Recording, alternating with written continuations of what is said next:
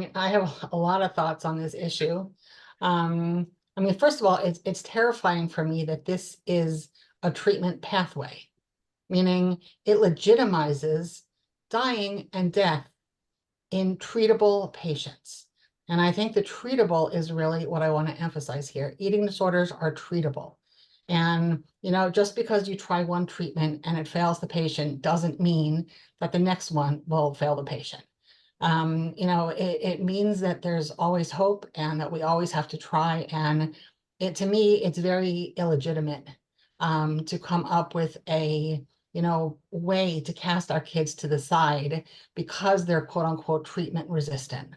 Eating disorders are notably hard to treat. Sometimes they're impossible to treat. It doesn't mean you give up on people with eating disorders and you say, okay, well, they're just going to be terminal because X amount of people are going to die of eating disorders. So we're just going to put them in that bucket. So that really angers me, as a parent, that our children are seen as liabilities. And they shouldn't be seen as liabilities. They should be seen as people with potential for recovery with the right treatment in the hands of the right providers.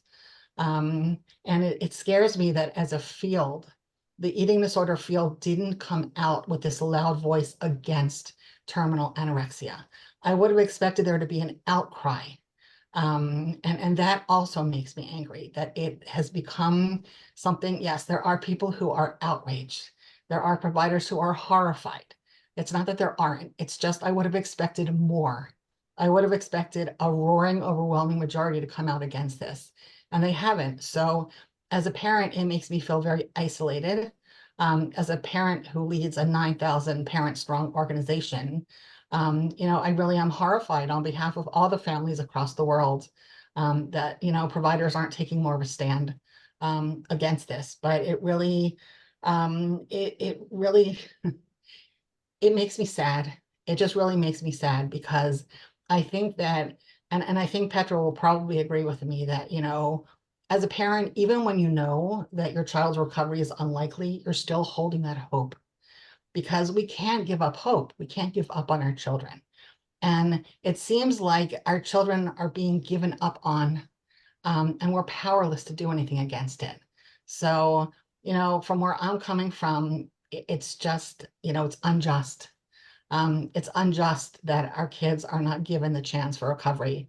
They're not given a pathway for recovery. There should always be treatment for people with eating disorders. I don't care how long they've been sick. I don't care how elusive their recovery is. There should be a treatment pathway. It can look different than a treatment pathway for a 15-year-old who just developed anorexia last week. It doesn't have to be the same pathway, but there has to be a pathway that leads toward life and that leads toward recovery. And I feel like this is just going against all of that. So that really, that hopelessness and despair, really despair at the eating disorder, professional community, that they're not with us. That's what really hurts. And again, I want to emphasize there are plenty who are with us. There are plenty who are verbal. There are plenty who are fighting. There really are, but not everyone. So that just makes me really sad and angry, to be honest, sad and angry.